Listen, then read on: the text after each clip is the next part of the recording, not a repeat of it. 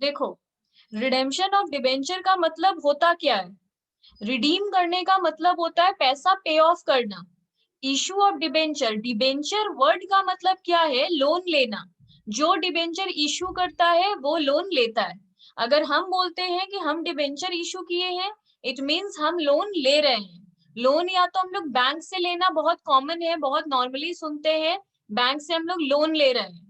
But company के लिए और एक तरीका है लोन लेने का, डिबेंचर इशू कर दो। कुछ पेपर्स प्रिंट करवाओ, पब्लिक को दो। एक एक पब्लिक अगर उसके लिए 100 रुपया देता है और ऐसा 10 आदमी मेरे को देता है, तो हम 1000 रुपीज मार्केट से लोन ले लिए। ठीक है, अब लोन लिए हैं तो इसके ऊपर इंटरेस्ट भी होता होगा, हमको इंटरेस्ट भी देना पड़ेगा, तो वो भी हम इसके ऊपर देंगे। अब बात होता है रिडेम्पशन ऑफ डिबेंचर। अब उस लोन को पे ऑफ करना पड़ेगा, तो लोन को रीपेमेंट करने को कहते हैं रिडीम करना। तो redemption of debenture means the repayment of the amount of debenture to the debenture holder. redemption का मतलब ही होता है रीपेमेंट करना डिबेंचर के अमाउंट को डिबेंचर होल्डर्स को। ठीक है, उसके बाद बोल रहा है what are the methods of debenture redemption। इसके बाद यहाँ पे बोल रहा है what are the methods of debenture redemption। अब डिबेंचर हम लोग रिडीम कैसे करेंगे, इसके ऊपर 4 मेथड है, मतलब 4 तरीके से हम लोग ये पैसा पे ऑफ करते हैं। पहला क्या है? Out of capital. ठीक है, आउट ऑफ कैपिटल सिर्फ हेडिंग है। दूसरा है out of accumulated profit, actually by payment in lump sum method. ये हम लोग आउट ऑफ कैपिटल भी करते हैं, आउट ऑफ एक्यूमुलेटेड प्रॉफिट भी करते हैं। पेमेंट इन लमसम मतलब 10 लाख रुपया लोन लिए, 10 लाख रुपया एक बार में पे ऑफ भी कर दिए। This is called one lump sum payment. तो ये हम लोग कैसे पे ऑफ करेंगे? कैपिटल से भी कर सकते हैं, प्रॉफिट से भी कर सकते हैं, इसका 2 मेथड है। पर एक बार में अगर पेमेंट कर देते हैं, जितना लिए एक बार में पूरा पे कर दिए, that is by payment in one lump sum method या सम। ये ए और बी है कि ये पेमेंट जो हम लोग करेंगे ये कैपिटल से भी कर सकते हैं, मतलब कैपिटल का पैसा उठाकर पे कर दिए, या फिर हम लोगों के पास जो एक्यूमुलेटेड प्रॉफिट है, एक्यूमुलेटेड प्रॉफिट मतलब जमा किया हुआ पैसा, हम लोग के पास जो जमा किया हुआ पैसा है इससे पे ऑफ कर देंगे। ये तरीका है। दूसरा है by annual drawings. Annual drawings क्या है? थोड़ा थोड़ा करके पे ऑफ करेंगे, मतलब 10 लाख का लोन लिए हैं, हर साल 2,50,000 2,50,000 2,50,000 करके 4 बार में दे देंगे। इसको बोलते हैं ड्राइंग में पे करना, एनुअल ड्राइंग। ठीक है, इसको ड्रॉ ऑफ लॉट साइज भी कहते हैं। ठीक है, जो भी हो, ये अगर पार्ट पार्ट करके पेमेंट कर रहे हैं that is by annual drawings. By purchase in open market मतलब, ये सम के टाइम पे समझाते हैं, पहले आराम से देखो। पहला method by payment in lump sum, ये वाला, इसमें हम लोग को बोल रहा है by payment in lump sum method अगर आउट ऑफ कैपिटल करते हैं तो क्या करेंगे? अगर आउट ऑफ कैपिटल वाला केस करते हैं तो when the amount of debenture to be redeemed is small. एक बार में कब पे कर पाते हैं? जब थोड़ा सा ही लोन लिए हैं, जैसे कि 1 लाख रुपया 2 लाख रुपया लोन लिए हैं, तभी इस मेथड से हम लोग करते हैं। कंपनी इशू न्यू शेयर्स और debentures for redemption. Journal entries का क्या देंगे?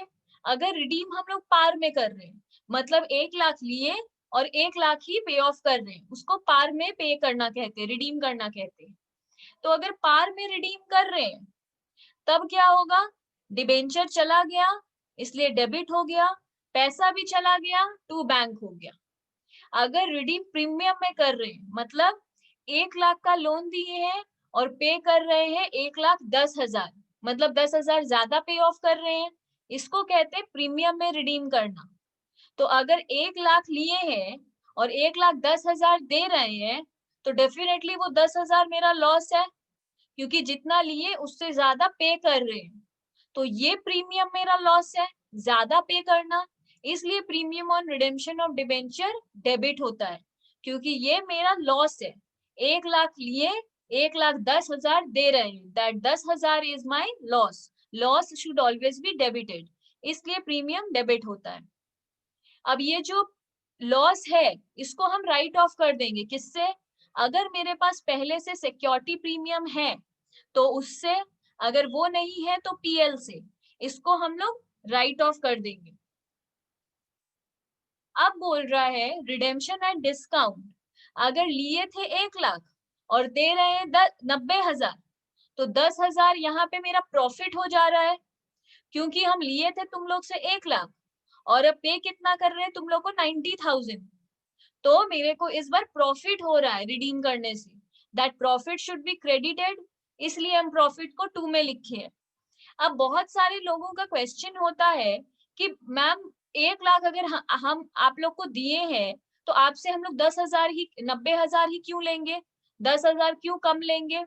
तो इसका आंसर है, तुम लोग ऐसा क्यों करते हो डिबेंचर में, तुम लोग को तुम इंटरेस्ट दिए थे, जब तक लोन लेके रखे होंगे इंटरेस्ट तो दिए होंगे, तो तुम लोग अपना कंपेयर कर लेते हो कि इंटरेस्ट इससे मिला है हम लोगों को 20,000 का, और आज 10,000 रुपया कम दे रही है, तो 10,000 का तो फायदा हो ही गया इंटरेस्ट में, तो इसलिए तुम लोग कम लेने के लिए भी अग्री हो जाते हो, क्योंकि इंटरेस्ट में तो कमाई लिए हो बहुत।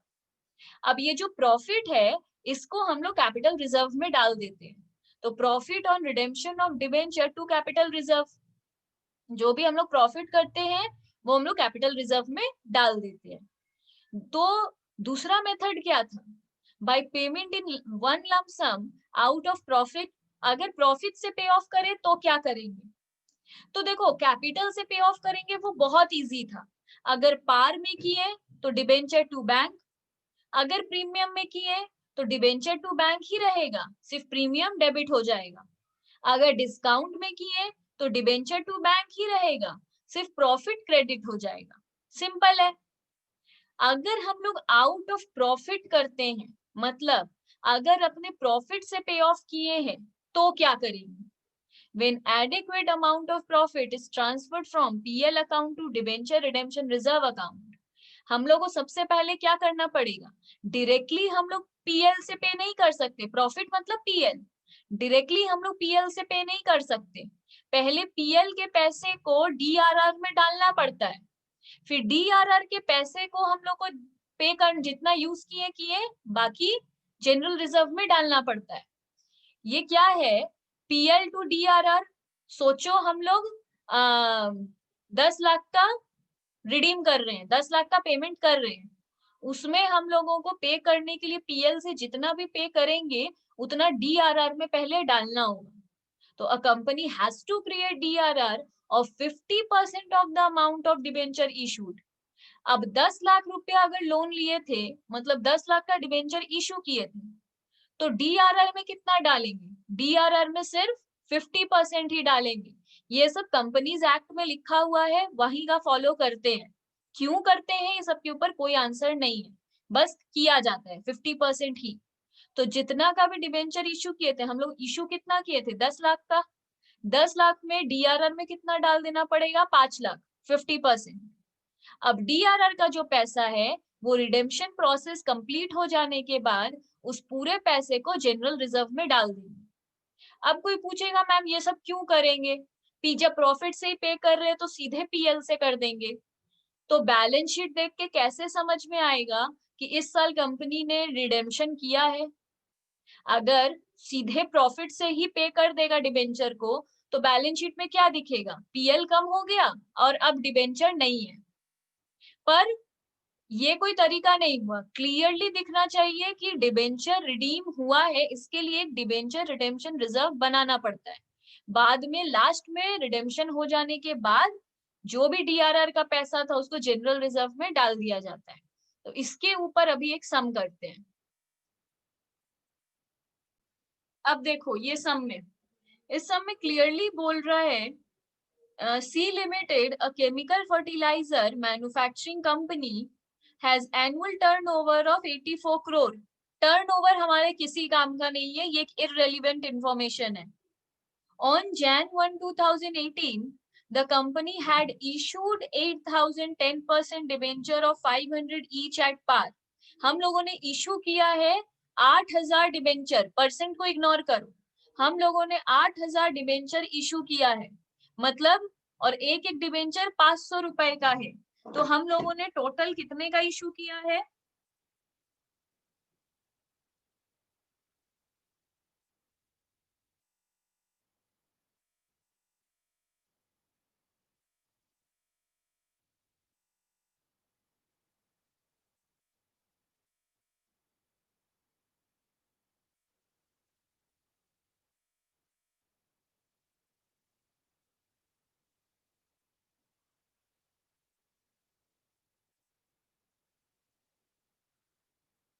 तो हम लोगों ने टोटल इशू कितने का किया है? 800 इंटू 500 पार बोला है, मतलब 500 का सामान 500 में इशू किया है, तो मतलब हम लोगों ने लोन लिया है 40 लाख का। अब बोल रहा है ascertain the minimum amount of debenture redemption reserve which needs to be created as per the company's statute in the following independent cases. The debenture are not convertible in nature and are redeemable in lump sum. पहली बात तो ये lump sum method है और उस पे DRR create करने बोल रहा है, तो हम लोग का क्लियर हो जाएगा। लमसम में बोल रहा है मतलब ये पहला वाला मेथड है, लमसम मेथड। उस पे हम लोगों को डीआरआर क्रिएट करने बोला है। डीआरआर बोला है मतलब ये आउट ऑफ प्रॉफिट मेथड है।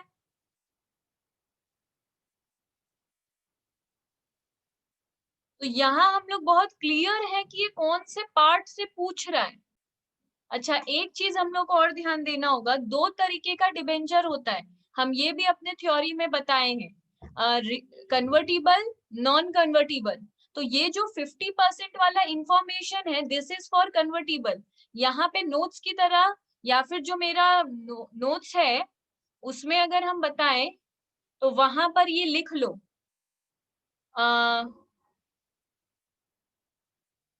देखो, यहाँ पे नहीं,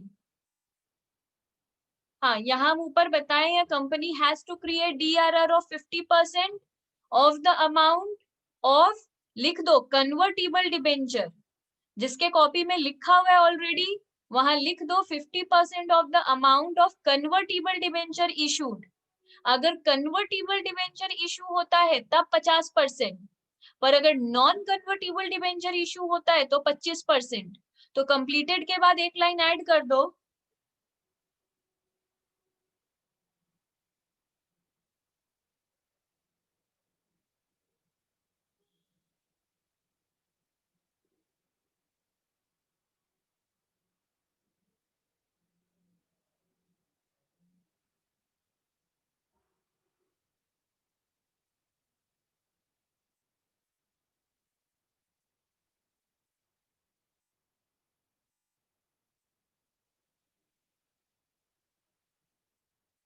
तो अगर, तो ये लाइन वहां पे मेंशन कर दो completed के बाद, when it is non convertible debenture then 25% of the amount is transferred to DRR, और यहाँ पर 25% होगा, that is 10 लाख। देखो इलस्ट्रेशन 2, इलस्ट्रेशन 2 में क्या बोल रहा है, Coke Limited, a soft drink manufacturing company, issued 5,11% debenture rupees 10 each on April 1, 2017। हम लोगों ने 5 लाख का डिबेंचर इशू किया है, 5 लाख डिबेंचर इशू किया है, एक एक डिबेंचर 10 रुपए का है, मतलब 50 लाख का लोन लिया है। रिडीमेबल एट पार, हम लोग को पार में ही रिडीम करना है, 50 लाख का लोन लिए हैं, 50 लाख ही पे ऑफ करना है। कब पे ऑफ कर देना है? 2019 में। लोन लिए हैं 17 में, पे ऑफ करना है 19 में। State the minimum amount and time limit within which debenture redemption reserve and minimum statutory investment that is required to be made by Coke Limited as per Companies Act 2013 and related rules. Minimum amount कितना DRR में transfer होगा, and second question is कितने time limit के अंदर हम लोग को ये दे देना होगा, बना लेना होगा। जिसके पास नोट्स लिखा हुआ है वो नोट्स के एंड में जाके एक बात लिखो,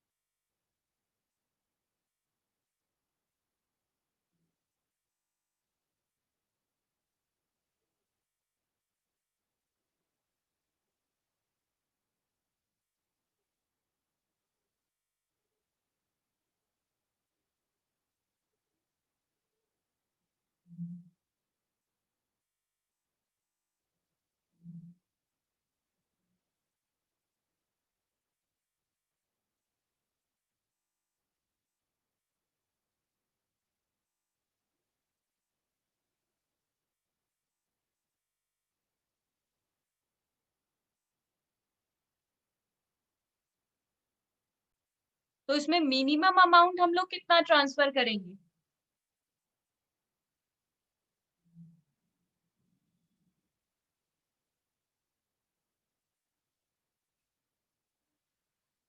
देखो, टाइम लिमिट होगा जितना तारीख तक मेरे को लास्ट बोला है रिडीम कर दो, उतना तारीख तक। देखो, लास्ट मेरे को टाइम कब तक दिया है रिडीम करने का? 1 अक्टूबर 2019। तो मेरा लास्ट टाइम लिमिट कितना होगा? Before 1 October 2019। तो amount is to be created या फिर ट्रांसफर्ड बिफोर 1 अक्टूबर 2019। जो पेमेंट का डेट है उसके पहले तक क्रिएट कर लेना होगा। अब एक्चुअली एक बात यहाँ पे सीखने का होता है, ये जो अमाउंट हम लोग जो ये लोन लेते हैं, बहुत बार ना हम लोग ये लोन लोन का जरूरत है इसलिए नहीं लेते हैं। बहुत बार हम लोग ये लोन क्यों लेते हैं? ये बहुत सिंपल है। देखो, सोचो बैंक से हम लोन ले रहे हैं, मतलब लोन मतलब डिबेंचर इशू कर रहे हैं, ठीक है? तो तुम लोग सबसे कर रहे हैं। मेरे को, हम एक कंपनी है, मेरे को पैसे का जरूरत है, कितने का? 50 लाख का। तो हम क्या किए? डिबेंचर इशू किए। डिबेंचर इशू किए, तुम सबने वो डिबेंचर लिया। मेरे पास कितना रुपया आ गया? 50 लाख। अभी हम इस 50 लाख में से कुछ रुपया का ही मेरे को जरूरत था, कुछ रुपया हम ऐसे ही लिए थे। ऐसे ही लिए थे मतलब इन्वेस्ट करने के लिए, ठीक है? कुछ रुपया हम क्यों लेते हैं? इन्वेस्ट करने के लिए। कहाँ पे? बैंक में रख देंगे। तो उससे होगा क्या? तुम लोग को हम इंटरेस्ट देंगे इसके ऊपर, सोचो 10%। तुम लोग डिवेंचर इशू मतलब तुम लोग लिए हो डिवेंचर, तो हमको इंटरेस्ट तो देना पड़ेगा। तो हम तुम लोग को कितने का इंटरेस्ट दे रहे हैं? 10% का। और हम क्या करेंगे, इस 50 लाख में से कुछ रुपए को बैंक में एफडी ये सब कर देंगे, कोई इन्वेस्टमेंट कर देंगे। इन्वेस्टमेंट करने से क्या होगा? मेरे को इंटरेस्ट मिलेगा। सोचो, मेरे को इंटरेस्ट मिलेगा 12%। तो मेरे को 2% का फायदा हो गया। तुम लोग को इंटरेस्ट देंगे 10%, हम बैंक में वही पैसा रख के कमा लिए 12%। तो रियल में 2% का मेरे को बेनिफिट। तो बहुत लोग ये इन डिबेंचर के पैसे को जाके इन्वेस्ट कर देता है बैंक में। अब सोचो, हर तुम लोग बोलोगे मैम हर इंसान तो ऐसा नहीं करता होगा, कुछ करते होंगे। हाँ, पर कंपनीज एक्ट में कहा गया है कि जितना भी तुम लोग डिबेंचर इशू करते हो, उसमें से 15% तुम लोग को इन्वेस्ट करना होगा। अगर नहीं भी करते हो तो बुक्स में दिखाओ। तो नॉर्मली लोग करते ही हैं, नहीं तो ऑब्वियसली ट्रेस हो जाएंगे। तो रूल है, जितना का भी हम लोग डिबेंचर इशू करते हैं, उसका 15% हम लोग को इन्वेस्ट करना पड़ेगा। तो ये बात नोट देकर लिखो।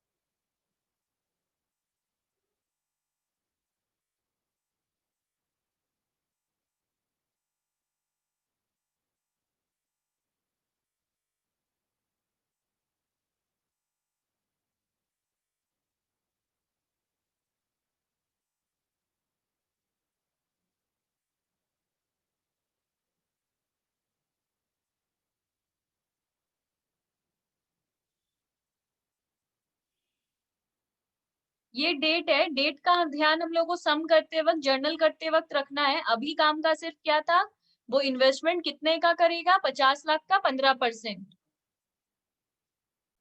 यहाँ हम लोग को बोल रहा है इलस्ट्रेशन 10 में, on 1 April 2013 rayon limited issue 20,000 debenture of 100 each at a discount of 10%, redeemable at par on 31st March 2017। हम लोगों ने इशू किया था 20,000 डिबेंचर 10% डिस्काउंट में, पर रिडीम कर रहे हैं पार में। कब रिडीम करना है, date is very important in this chapter. कब रिडीम करना है, 31 मार्च 2017 को। The issue was fully subscribe, मतलब लोगों ने सारा डिबेंचर ले भी लिया, ठीक है। To meet the provision of companies act 2013, the board of directors decided to transfer 3 lakh to DRR on 31 March 2014। जैसा कि कंपनीज एक्ट 2013 में लिखा है, बोर्ड ऑफ डायरेक्टर लोग 3 लाख रुपया DRR में डाल दिया। कब डाला, 31 मार्च 2014 में, एंड द बैलेंस ऑन 31 मार्च 2015, और बाकी रुपया को 2015 में डाला। On 1 April 2016 the company made the required investment in government securities, और इन्वेस्टमेंट करना भी कंपलसरी है, ये बोले या नहीं बोले, याद रखना इन्वेस्टमेंट करना पड़ेगा। कितना, देखो परसेंट नहीं बताया है, वो याद रखना होगा, 15%। The investment were encashed and the debenture were redeem. अब पेमेंट करने के टाइम क्या होता है, डिबेंचर का इन्वेस्टमेंट अपना बैंक से उठा लो, उसको बोलते हैं इनकैश करना। मतलब डिबेंचर बैंक से ले लो, सो अपना इन्वेस्टमेंट, वहां से पैसा मिलेगा, वो पैसा जोड़ जाड़ के रिडीम कर दो, पैसा पे ऑफ कर दो। It is the policy of the company to write off the capital losses in the year in which they occur. Company का पॉलिसी है, अगर ये कोई भी लॉस करता है तो उसको राइट ऑफ कर देता है। You are required to pass journal entries for issue and redemption of debenture। बोल रहा है इशू के लिए भी जर्नल पास करो, रिडेम्पशन के लिए भी। ये जितना बोलेगा उतना एंट्री करना पड़ेगा। पहला एंट्री होगा, जैसे शेयर एप्लीकेशन करते हैं बैंक टू शेयर एप्लीकेशन, वैसे ही बैंक टू डिबेंचर एप्लीकेशन। एक ही बार में पूरा पैसा मिल जाता है तो bank to debenture application and allotment, वो हम लोग इस तरह लिखते हैं। अब इशू कितने में हुआ था, इशू हम लोग किए थे 20,000 डिवेंचर पर 10% डिस्काउंट में। डिस्काउंट हम लोग का कितना रहेगा, 100 का 10%, मतलब 10 रुपया डिस्काउंट, तो 20,000 डिवेंचर 90 रुपया में, ठीक है, दैट इज 18 लाख। अब इसका ट्रांसफर एंट्री करना पड़ता है। तो बेसिकली ये होता कैसे है, जैसे इशू ऑफ शेयर होता है ये डिट्टो वैसा ही है, कोई डिफरेंस नहीं है। जिसको इशू ऑफ शेयर आता है उसको डिबेंचर का इशू भी आना चाहिए। तो पहला वहां पे भी हम लोग देते हैं बैंक टू शेयर एप्लीकेशन, यहाँ पे भी हम दिए हैं बैंक टू डिबेंचर एप्लीकेशन। वहां पर भी हम लोग डिस्काउंट को कंसीडर करते हुए लिखते हैं, यहाँ पर भी वही 100 रुपया का डिबेंचर है, 10% का डिस्काउंट है, 90 रुपया। तो बैंक में कितना रुपया आएगा, 20,000 इंटू 90, 18 लाख। अब इसका ट्रांसफर एंट्री, उसमें भी ट्रांसफर एंट्री होता है, उसमें application to equity share capital होता है, इसमें एप्लीकेशन टू डिबेंचर होगा, क्योंकि इक्विटी शेयर तो है नहीं। वहां पे भी discount on issue of share होता है, यहाँ पे discount on issue of debenture होता है, ठीक है। डिस्काउंट कितने का मिल रहा है, 10 to 20,000 into 10 that is 2 lakh. यहाँ हमेशा 100 पे रहता है तो 100 पे, बाकी जितने से ये क्रेडिट हुआ है उतने से ये डेबिट होगा। तो यहाँ तक हम लोगों ने कुछ नया नहीं सीखा है, और नरेशन भी वही होता है, being debenture application money receive.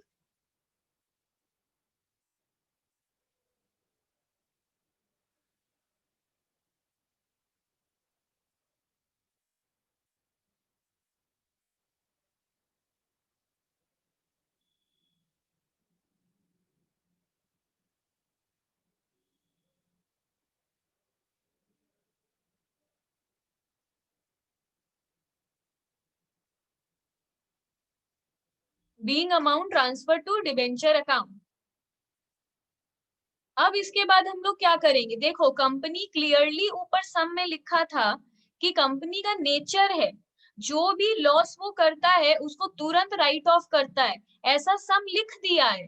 तो लॉस क्या है, डिस्काउंट। क्यों ये लॉस क्यों है, हम लोग सामने वाले को सामान दे रहे हैं 100 रुपए का और ले रहे हैं उससे 90 रुपीज, तो डिस्काउंट ही दे रहे हैं। और डिस्काउंट देने वाले को तो कभी अच्छा नहीं लगता है क्योंकि उसका लॉस होता है। लॉस हमेशा राइट ऑफ करना है। राइट ऑफ करने का मतलब होता है उसको कैंसिल करना। तो वो जहां पर लिखा है उसको अपोजिट साइड में भेज दो, वो कैंसिल हो जाता है। ये हम लोग रेक्टिफिकेशन के टाइम से पढ़ते हुए आ रहे हैं, क्लास 11 से पढ़ते हुए आ रहे हैं।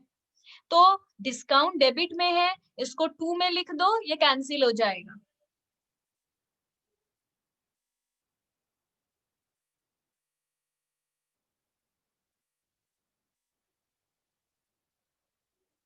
बट द क्वेश्चन इज किस से, अभी डेबिट में क्या, पीएल से। डिस्काउंट कहाँ जाता है, पीएल में। तो एग्जाम में लिखेंगे statement of profit and loss account, यहाँ हम सिर्फ लिख रहे हैं पीएल। एग्जाम में लिखना है statement of profit and loss account.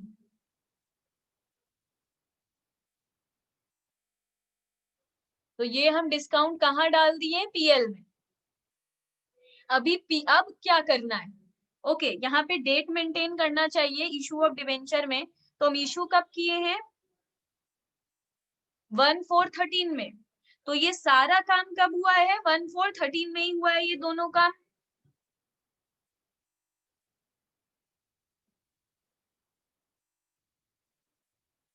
PL कब बनता है, साल के एंड में। तो ये होगा 31/3/14। ठीक है, यहाँ तक ठीक है। अब क्या बोला था, जब भी देखो हम लोग इसमें क्या बोला है, ये पे ऑफ कब कर दिया है, पे ऑफ किया है 31 मार्च 2017 में। पर अब हम लोग को डीआरआर कब क्रिएट करना चाहिए था, जब सम बोलता है तब हम लोग को डीआरआर बनाना पड़ेगा। तो सम बोल रहा है कि 3 लाख डीआरआर में डाला है 31 मार्च 2014 को, तो इसी डेट पे डालना पड़ेगा। इस दिन पे डीआरआर बनाने बोला है, पर सिर्फ 3 लाख का। अब डीआरआर किससे बनाते हैं, पीएल से बनाते हैं, हम नोट्स में लिख दिए हैं।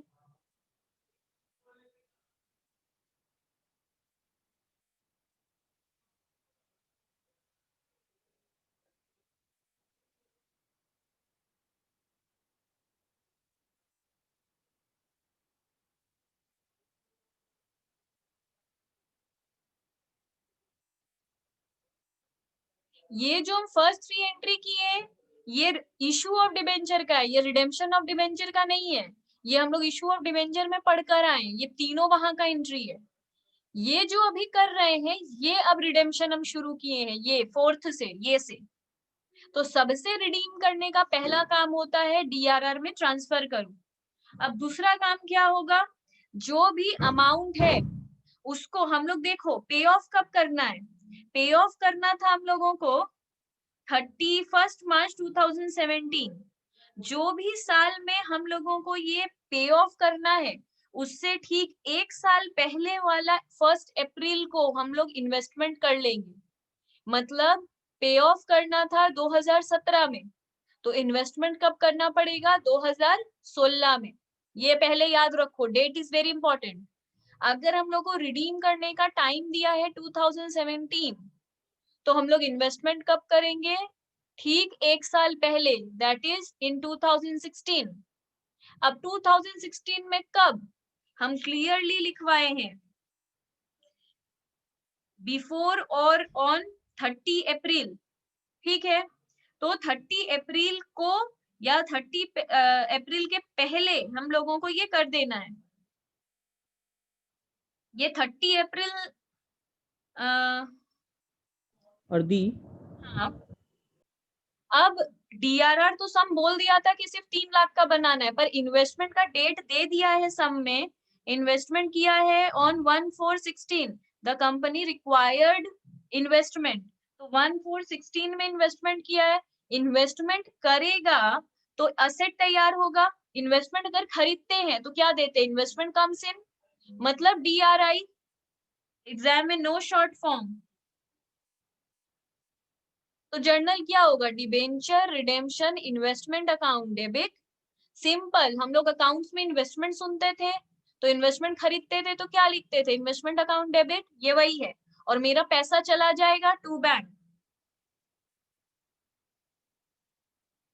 इस कितने का इन्वेस्टमेंट किए हैं सम इसके बारे में कुछ नहीं बोल रहा है। तो अपना जो रूल पता है 15% ऑफ फेस वैल्यू, उतना ही डाल देंगे। तो फेस वैल्यू कितना है? 20 लाख, ठीक है, इंटू 15%, दैट इज 3 लाख। अगर इसके बारे में भी अमाउंट दे देता तो वही अमाउंट यूज करते हैं, कुछ नहीं बोल रहे हैं तो फेस वैल्यू डिबेंचर का इंटू 15%। तो बीइंग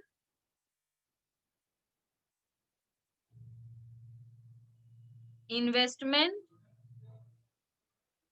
मेड, इन्वेस्टमेंट हम लोगों ने खरीद लिया। अब क्या? अब तो कोई काम नहीं है, लास्ट डेट आ जाएगा। रिडीम करने का डेट क्या था? रिडीम करने का डेट था 31 मार्च 2017। दी। हाँ हाँ, तो एक बार और DRR बनाना होगा इधर पर।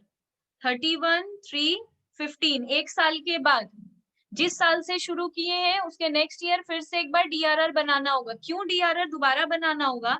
टोटल देखो 20 लाख का हम लोगों को 25% बनाना था, मतलब 5 लाख रुपया का हम लोग को DRR बनाना था, जिसमें से हम लोग सिर्फ 3 लाख का DRR बनाए हैं।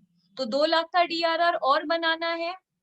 तो DRR बनाने का entry PL account debit to DRR 2 lakh 2 lakh. ये 2 लाख कैसे आया? ऐसे आया। अब पे ऑफ कर देंगे 31/3/17। पे ऑफ करने का एंट्री क्या होगा? देखो, पे ऑफ करने के पहले हम लोग को ये पैसा लाना होगा जो इन्वेस्टमेंट किए थे। इन्वेस्टमेंट बेचना होगा तभी तो पैसा आएगा, तभी तो पे ऑफ करेंगे। तो पहले ये वाला इन्वेस्टमेंट बेचेंगे। इन्वेस्टमेंट बेचेंगे तो इसका उल्टा होगा, पैसा आ जाएगा, इन्वेस्टमेंट चला जाएगा। Bank account debit to DRI।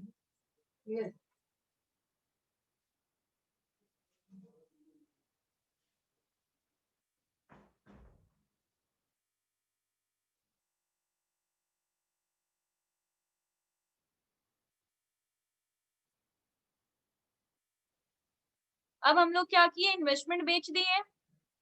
Investment बेच के पैसा आ गया। अब लास्ट में इस डिबेंचर होल्डर लोग को पे कर दो। कैसे पे करेंगे? एक बार में पे नहीं किया जाता है कि सीधे डिबेंचर होल्डर टू बैंक कर दिए। पहले ड्यू का एंट्री करते हैं फिर पे करते हैं। पहले वो लोग को बोलते हैं कि दे देंगे फिर देते हैं। अब सारा चीज लास्ट डेट पे होगा 31/3/17।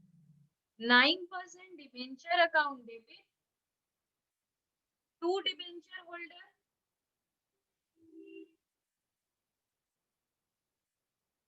सम में क्लियरली बोला था पार में पे ऑफ कर रहे हैं। पार में मतलब 20 लाख लिए थे तो 20 लाख ही पे ऑफ कर देंगे। पार मतलब फेस वैल्यू पे, ठीक है। B amount due to debenture holder, ठीक है। अब ये लोग को पे कर देंगे। डिबेंचर होल्डर अकाउंट डेबिट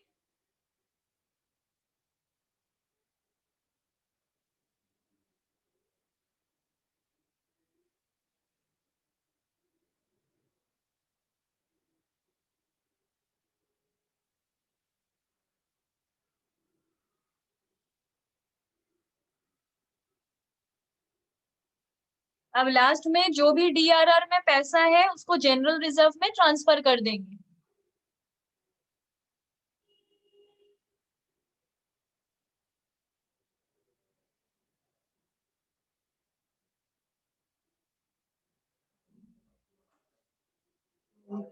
हम लोग DRR 2 बार बनाए थे, एक बार 3 लाख का, एक बार 2 लाख का। तो इसलिए दोनों को प्लस करके एक साथ DRR में जितना था सबको जनरल रिजर्व में डाल दिए। अच्छा, अब इलस्ट्रेशन 11 देखो। इलस्ट्रेशन 11 में बोल रहा है Kusum steel industries limited issued 21,000 debenture of ₹100 each on March 31, 2008। हम लोगों ने इशू किया है 21,000 डिबेंचर और 31 मार्च 2008 को किया है, मतलब लोन लिया है। रिडीमेबल एट अ प्रीमियम, हम लोग को पे ऑफ कितने में करना है? प्रीमियम में, मतलब 8% ज्यादा देना है, मतलब 8 रुपया ज्यादा देना है। लोन पे ऑफ करना कब है? 2015 में। लोन लिए थे 2008 में और पे ऑफ करना है 2015 में। The board of directors decided to transfer the required amount to DRR in 3 equal annual installments starting with 31st March 2013। Board of director लोग डिसाइड किया है कि ये जो हम लोग फेस वैल्यू का 25% ट्रांसफर करते हैं डीआरआर में, इसको 3 इक्वल इंस्टॉलमेंट में करेगा। हर सब में हम लोग को बोल देगा कैसे ट्रांसफर करना है। तो इस सब में बोल रहा है कि 3 इक्वल इंस्टॉलमेंट में डीआरआर में डालेंगे। ठीक है, कोई प्रॉब्लम नहीं है। और किस दिन से डालना शुरू करेंगे? 31 मार्च 2013 से डालना शुरू करेंगे। Record journal entries regarding issue and redemption of debenture, इसमें इशू का एंट्री भी देना है, रिडेम्पशन का एंट्री भी देना है। Ignore entries relating to writing off loss on issue of debenture and interest paid. देखो, इसमें बोल रहा है कि इशू करते वक्त अगर कोई लॉस हुआ है तो उसको इग्नोर करो, मतलब उस सम में बोल दिया था ना ये वाला एंट्री करो, वो राइट ऑफ करता है सारा लॉस को। इसमें बोला है ये 3 तो इशू करने वाला एंट्री था, इसमें ही हम लोग को ये वाला लॉस हुआ था, इसको हम लोग राइट ऑफ किए थे। इस सब में बोल रहा है ये राइट ऑफ करने का एंट्री को इग्नोर करो। तो हम लोग इस बार भी इशू करेंगे पर सिर्फ ये 2 एंट्री देंगे, ये एंट्री नहीं देंगे। क्यों नहीं देंगे? सम बोला है। देखो, ये इशू का एंट्री है, ये हम एक बार समझा देते हैं। एक्चुअली इसके लिए इशू ऑफ डिबेंचर पे हम अलग से क्लास दिए हैं, जिन लोगों ने नहीं किया है उनके लिए समझा रहे हैं। पहला एंट्री हमेशा यही होगा, bank to debenture application. 21,000 debenture है, इशू करते वक्त ना तो डिस्काउंट है ना तो प्रीमियम है, तो 100 में ही किए हैं, दैट इज 21 लाख 21 लाख। अब ये क्या है? ये एंट्री तो क्लियर है कि अगर ये एक बार क्रेडिट हुआ है तो दूसरी बार में ये डेबिट होगा, ये सबको क्लियर है। और बाद में ये 27.5% डिबेंचर भी क्लियर है। ये क्या है? देखो, रिडीम करते वक्त अगर कोई प्रीमियम होता है तो वो हम लोगों का क्रेडिट होता है। रिडीम करते वक्त अगर कोई प्रीमियम होगा, मतलब देखो, इशू करते वक्त कोई प्रीमियम होता है तो उसको क्या कहते हैं? Security premium. जब भी हम लोग कोई चीज इशू करते हैं, शेयर के फॉर्म में ही समझ लो, शेयर जब इशू कर रहे थे तो प्रीमियम रिसीव करते हैं तो क्या लिखते हैं? To security premium. यहाँ डिबेंचर में भी उसको टू सिक्योरिटी प्रीमियम लिखते हैं। पर अगर वो प्रीमियम इशू करते वक्त हमको मिला है, पर अगर रिडीम करते वक्त प्रीमियम है तो उसको सिक्योरिटी प्रीमियम नहीं कहते, उसको premium on redemption of debenture कहते हैं। तो पहले तो टर्म्स सीखना है। इशू करते वक्त अगर कोई प्रीमियम होता है तो उसका हम लोग नाम दिए हैं सिक्योरिटी प्रीमियम। अगर रिडीम करते वक्त कोई प्रीमियम होता है तो हम लोग उसको नाम दिए हैं premium on redemption of debenture. पहले तो ये समझना है, ठीक है। ये भी क्रेडिट में लिखा जाता है, ये भी क्रेडिट में लिखा जाता है, पर दोनों में डिफरेंस क्या है? यहाँ हम 100 का सामान के लिए 110 लेते हैं तो ये 10 रुपया मेरा प्रॉफिट है, पर यहाँ पर हम 100 के बदले 110 रुपया देते हैं, रिडीम कर रहे हैं, देते हैं, तो यहाँ ये 10 रुपया मेरा लॉस है। इसलिए इसको लिखने के बाद हम लोग इसको लॉस भी लिख देते हैं।